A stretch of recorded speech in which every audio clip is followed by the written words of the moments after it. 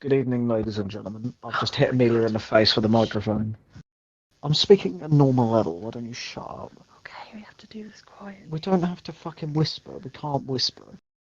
Anyway, good evening, ladies and gentlemen. It's currently 2 minutes past midnight, so we are doing our best to keep quiet.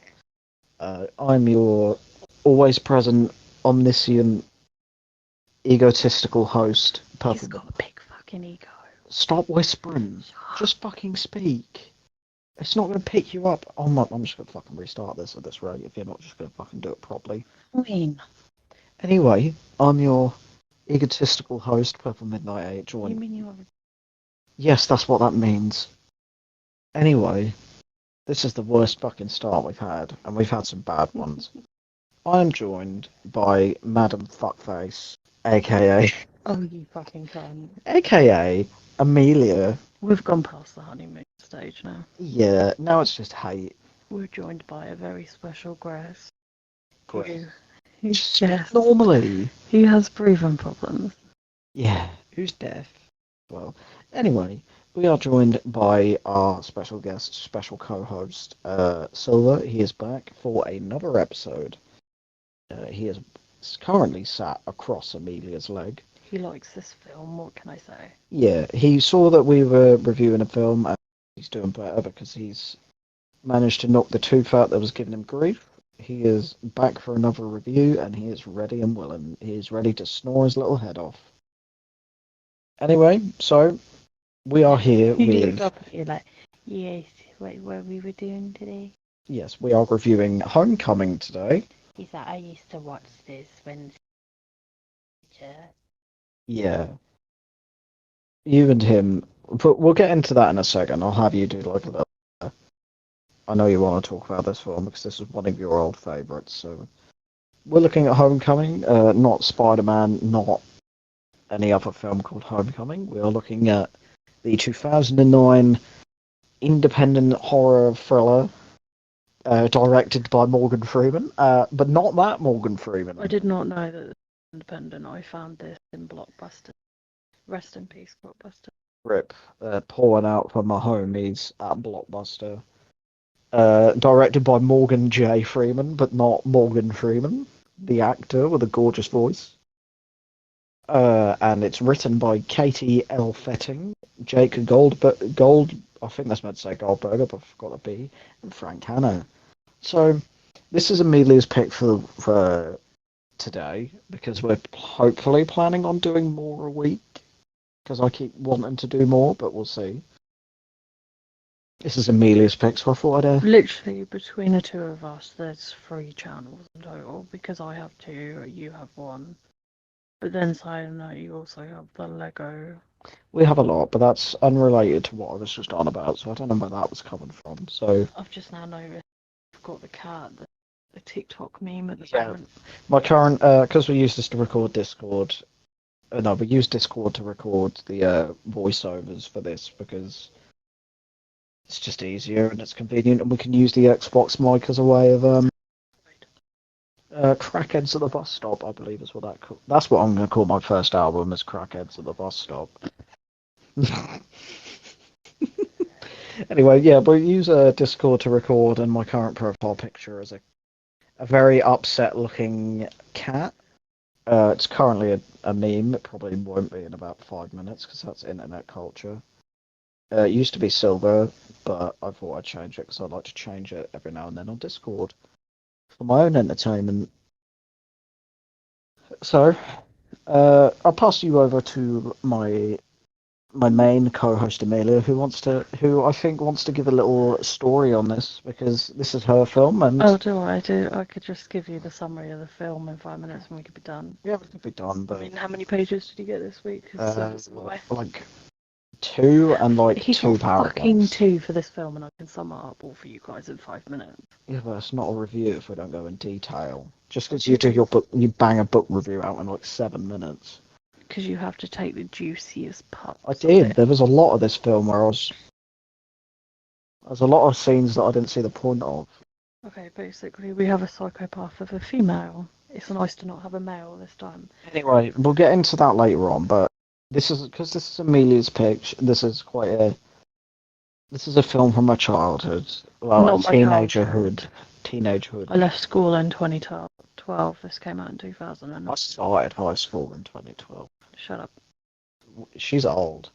Fuck I you. am a child. Fuck you. I probably wouldn't say that. It's only You're 5 not. You're years. not allegedly Miranda sings. It's only 5 years. That's topical. That's a topical little You're only remark. 5 years younger than me, which makes you 22. Well Not done. 27. You can count. Anyway, so I wanted Amelia to sort of talk about her history with this film, but instead she's just being Oh, smart. well, my history is I found this in the back of Blockbusters in a sale in a bin. You know what's sad?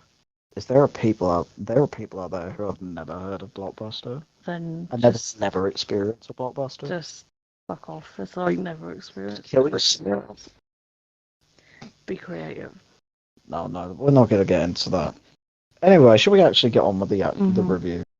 So, of course, the t-shirt line is going to be how we're going to start this off. And the movie begins. The movie begins with Shelby, who is played by Misha Barton. That's how I'm going to pronounce it. For this one time, driving home during the night until she accidentally hits someone after being distracted. The credits play as we are shown images of Shelby and her presumed boyfriend. Was her boyfriend. Her now ex-boyfriend, whose name is Mike, played by Matt Long. I don't know a lot of the people in this cast, so please forgive me. Except for one, I think. Who was met by his new girlfriend, Elizabeth, who is played by Jessica Stroup, something like that. I've said it, I don't care to learn it. Who are going on a trip to his home to meet his family. It's also to have an American football ceremony involving his jersey? Yeah, something like I don't understand, but it's plot. It's basically the plot is around this massive game where they're kind of because he's done all this thing for the team and stuff, and then he's wanting to leave to move on to different things throughout his life. Yeah, he's going to college, I think, like and he's sort of graduation type thing. in a way, yeah. At work, Shelby is pestered about her owing money to the bank. She works in a bowling alley, which she also owns, which used to belong to her family, I think they say. But I don't really know. Yeah, so she inherited everything when her mum died. We'll get into that a bit later on.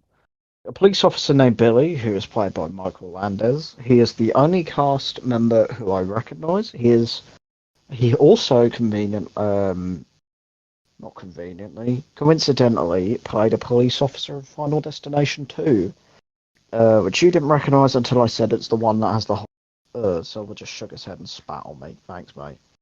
Anyway, he is from the Final Destination film that has the highway part up. Silver is leaving. He doesn't. Yeah, the second one. Yeah. He arrives at the bowling alley and talks about that night's big American football game. I refuse to call it football because I'm English, and we're English, I should say, and we like to call it. What's the difference? Is it the same thing, or are they doing it with? No, American football's basically rugby, but with idiots playing. Did you just hear that, man? Yeah, I heard a squeak. I don't know who that was. I don't think it was Grandad. That's not the meow he makes. At the game, Billy meets with Mike and Elizabeth, and we learn Billy and Mike are cousins. I don't know why I wrote that. It does not play into the plot in any way. I mean, he does. I don't know. After the game, Mike is clearly uncertain. Stuzzy, I know you want this food, but I will kill you if you fucking try me. He won't. He just said that it's like some sort of metaphor. Stop squeaking at me. Da. After the game, Mike is clearly uncertain about seeing Shelby at the bowling alley. Post-game celebration is taking place. They go there anyway, reluctantly, and Mike meets in the back with Shelby, who immediately kisses him, and seemingly doesn't realise that the two of them aren't a thing anymore. This is where Stuzzy, please shut up. I'm trying to make a video. I love you, You fuzzy little bastard, but shut up. I do love that cat. I give him a lot of grief, but I love him. This is our first sort of hint at this bitch cray cray. Yeah, she's like proper psychotic, obsessed with Mike. She is very Psycho X, but like American Psycho X. Um, Mike leaves, regretting they ever came, telling Elizabeth they need to leave. However, Shelby interrupts them, getting them to stay with the offer of a drink. The ladies end up drinking more than anticipated, and they seem to get on well. Get your fluffy little ass down. This is the episode where Mitchell abuses the cat. Stop meowing at me. Reframe. This is not. Pet not on door. Yeah, well, they're gonna come fucking kill him. Peter are allegedly terrible. Stuzzy, what are you doing? I do apologise. We do this in one take if you didn't realise. I could probably edit out half of the intro though, after you moron. Who, what, me? Yeah. What did I do? Elizabeth asks not to meet Mike's parents in the current predicament she's in, as she is very pissed. Well, it's acting pissed, but not very well acted, being drunk. She sort of staggers a bit. And No, you said that. Now I'm like, yeah. Shit. she's like, oh, I don't want to meet them, I'm drunk. But she's basically her normal self, but she staggers around a bit. She feels she would be embarrassed meeting them in the state she's in. Billy drops Elizabeth off at a motel for the night, but she lets it fall due to the big game. There is one hotel in this entire fucking town, and it's full. Yeah. Mike arrives at his parents, finding his mother. Doesn't have a name for some reason. She's just his mother. Played by Denise Dalvera. Apologise. Well, I don't apologise. I'm pronouncing them how I think they're meant to be, so if it's wrong, I don't care. Elizabeth is walking down a road alone when we realise this is the same as the opening scene. So basically, Elizabeth is hit by Shelby from the intro. Shelby stops and gets out to find Elizabeth unconscious on the side of the road, and then yoinks her. Which sounds like a sexual thing, but I mean, kidnaps her, for lack of better words. The next day, Mike awakens and calls Elizabeth, who doesn't answer, as Shelby has her phone.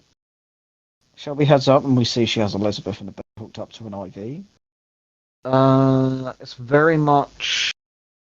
That's what it fucking feels like. Oh, there's the Stephen King book where a deranged fan kidnaps an author after finding him like on the side of the road. I fucking feel awful not learning it. Like not knowing it. Oh my god, guys, he's gonna Google it. I'm gonna Google it. It's our first one. I can't remember. It has her in it, but it's not that one. There are people probably screaming at me, telling me what it is. Oh, really don't. Yeah, I'll probably agree with you on that. It's her in it, but I can't remember what fucking film it is. It has Kathy Bates in it. That's her name. Misery. That's it. Misery. I do apologise for that little side tangent. Feels a lot like that. And that is basically this film, but not romantic. Watch Misery instead. I did enjoy this film, but I do enjoy Misery. Sorry. Da, da, da, da. Forgot where I was after that side tangent. Da, da, da, da. So yeah, she'll find Elizabeth in a bed hooked up to an IV. Excuse me. Mike heads downstairs, seeing his dad.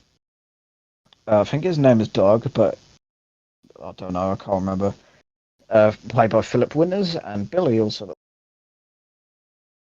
Elizabeth awakens and finds Shelby watching her. I put awakens a lot in this. There's a lot of people waking up. So yeah, she wakes up and finds Shelby watching her. She doesn't admit to hitting her with her car, lying about informing Mike and drugging her to sleep in it. These are, as you pointed out, these are some fast-acting, like, knockout drugs. I don't know if they work that fast or if the plot just needed it. I don't know, I've never drugged a woman into falling asleep. Usually I don't have to, usually she just falls asleep. Usually it's just like, I gotta go for a nap. Oh, it's a chronic thing. I'm just an She's a sleepy baby. She needs to sleep a lot because she's lazy. She has lazy-itis. I'm joking. She does have medical reasons, and it's called being lazy. Anyway.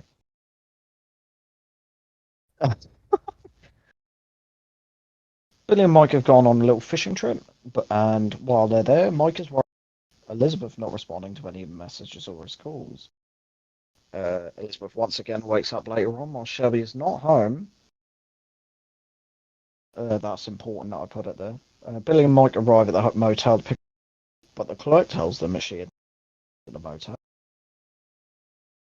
Surely, her husband, well, it's an old woman, it's different. Presumably, they're a married couple. You think that he might have gone, I had to turn someone away tonight. Maybe let's, like, remember, yeah. just in case. Like, I saw someone drop her off and then go, maybe I should, like, keep a note of this, just in case they come back. Elizabeth explores Shelby's home, finding a borderline shrine to her and Mike. So there's pictures, like, sellotaped to the wall. There's, like, lunacy, like, writing on the wall, that sort of thing. Basically, she's proper obsessed with him. She's fucking mental. Anyway. I love that. She's fucking mental. Anyway. Yeah, that's just how my voice works sometimes. I do apologise. Elizabeth panics when she hears Shelby arrive, struggling to make it back to the room in time. Shelby proceeds to mess with her injured leg after discovering she had been snooping. You said she broke her leg, but I think she fucked her leg up and dislocated it again, which is why she's all. I She thought says I need to set it again. the only reason is because you can hear the crack, Mm. and normally Normally that means when someone gone. breaks a crack, I assume broken. Yeah, it would make sense for you to think that, But you're wrong. I didn't know what the other when she did the other things. You have to explain it. So there you go. Yeah, we'll get to that. It gets a lot worse than her just fucking with her leg. Shelby then adds some locks to the room she's keeping Elizabeth to keep her from escaping, because that's usually how locks work. Stop stuff getting in, stop stuff getting out. Mike receives a call from Shelby, who basically asks the date, which reluctantly agrees to. He then heads to the bowling alley, and Shelby lies to him about Elizabeth wanting to break up with him in order to, manipulate him into getting back with her. She does a lot of that. She's a bitch.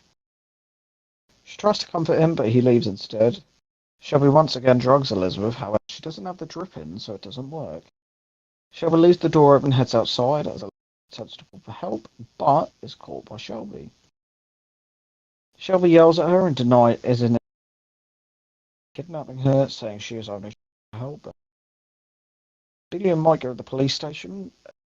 I have mentioned that Billy's a police officer. I was a little part of me that thought I haven't mentioned. Ignore me. When Mike receives a text saying that Elizabeth has ran away, Billy has a theory she left with her ex, and we briefly met the scene. He literally was in one scene, so I don't know. I didn't see the point.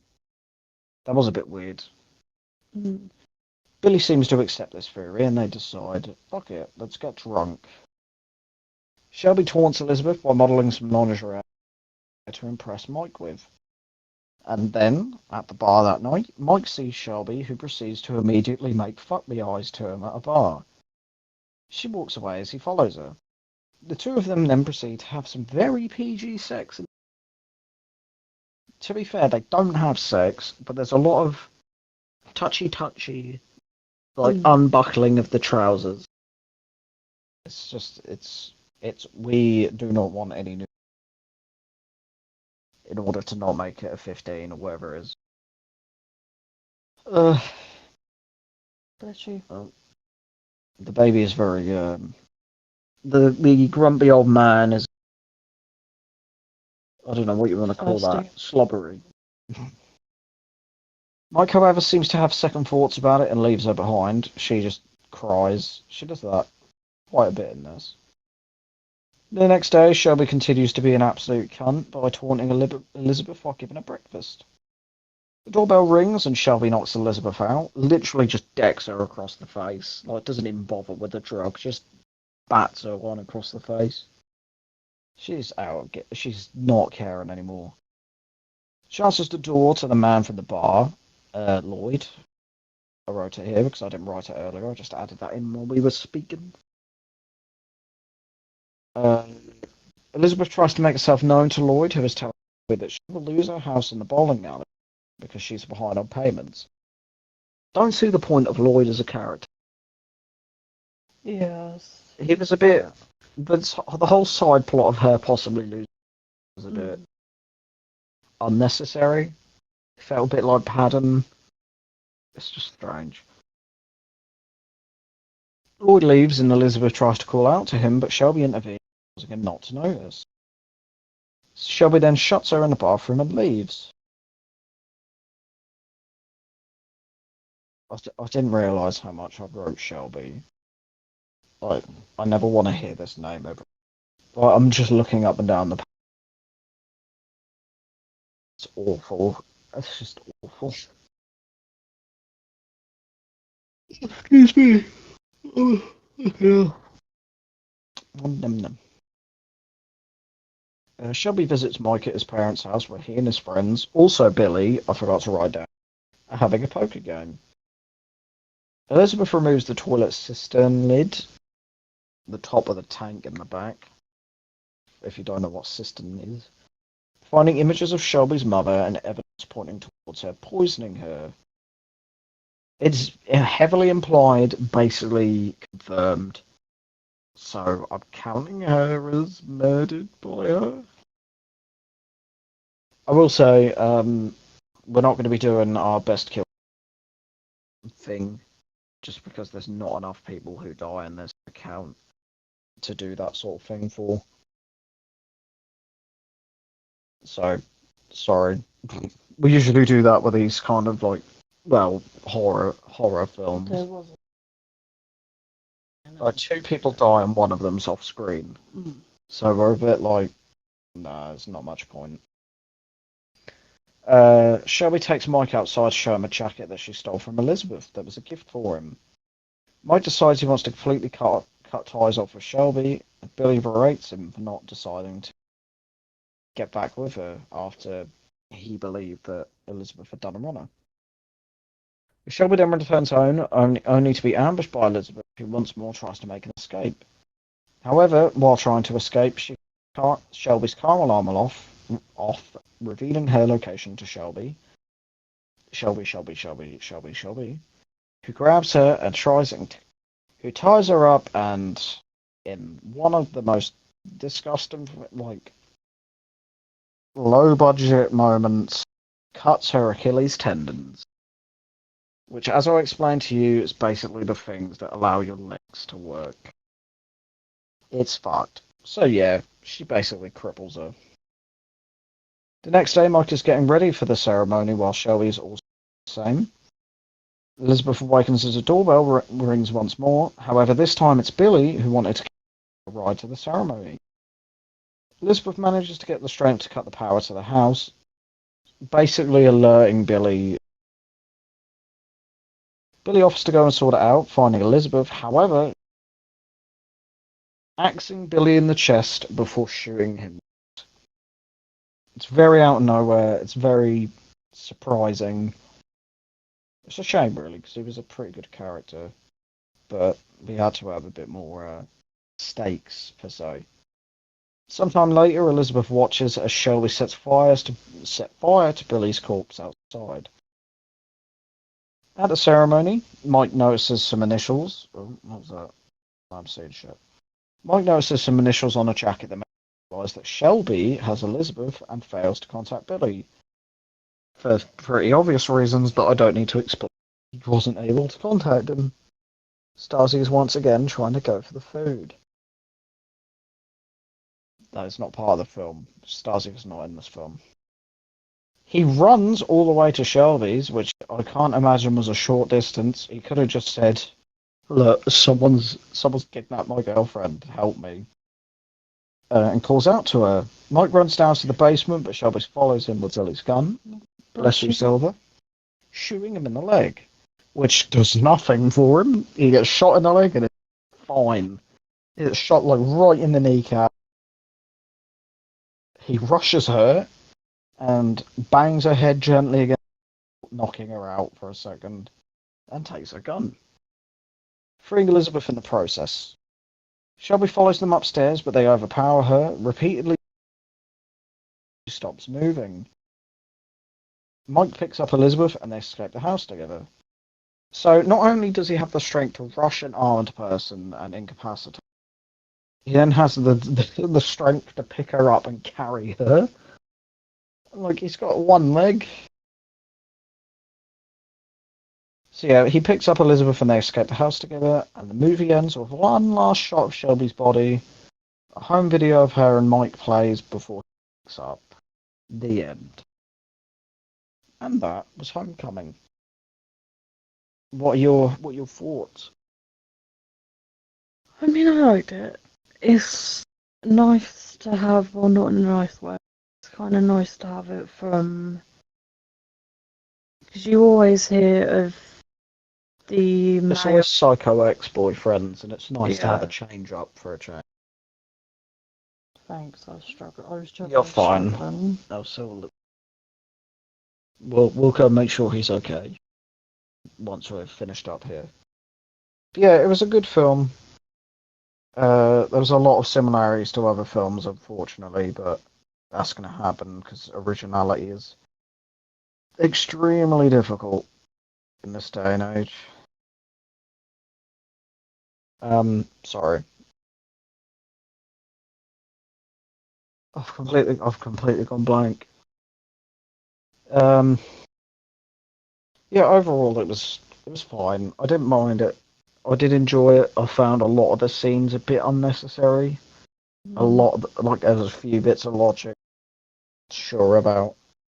Okay. But overall, it was fine. It was fine. I've seen worse. We've reviewed worse. So, one last thing before we finish up. What would you want to rate it? I'll probably give it a 7. 7? Fair enough. I was going to be a little crueler. And... Fair. Yes. Because it was fine. It was good for an independent film, but it still had a lot of, excuse me, issues. So yeah, that's it. That was Homecoming. I apologise if we've been a bit quieter in this video, and I apologise for the mess that was the beginning. We had to, because we have the homeowner sleeping next door. The homeowner, your stepdad. Why did you have to say it like that? Anyway. I thought it would be funny. Anyway, thank you all for listening. If you made it this far, of course, Oh, if you made it this far, comment a cat in the comments. I was just reading the critical response on Wikipedia, and someone said it is a rehash of Misery, and I'm glad I'm not the only one who thought that. We'll review Misery at some the similarities. So yeah, thank you all so much for watching. It is now midnight, so I'm going to get this edited and scheduled for tomorrow. We have been joined by the old man who is, I think, wanting more food or wanting to go to bed. He's going to sneeze. If we get this on recording, I'll be shocked. He's trying to loaf. Anyway, I've been your host with the most. Whatever you want to say. I'm trying to think of a different quip to. I've been your host, the The one with the tattoos. Get the fuck out, Stasi. Sorry, Stasi has just attacked him, so we're just going to call it here. Um, Just then. so yeah, I've been your host, Purple McDye Mitchell, joined of course by Amelia, Pat Lasimar, the Obsidian Nook. You can find her links. You can find. You won't find her links. You will find a link in the description that has a link to everything else.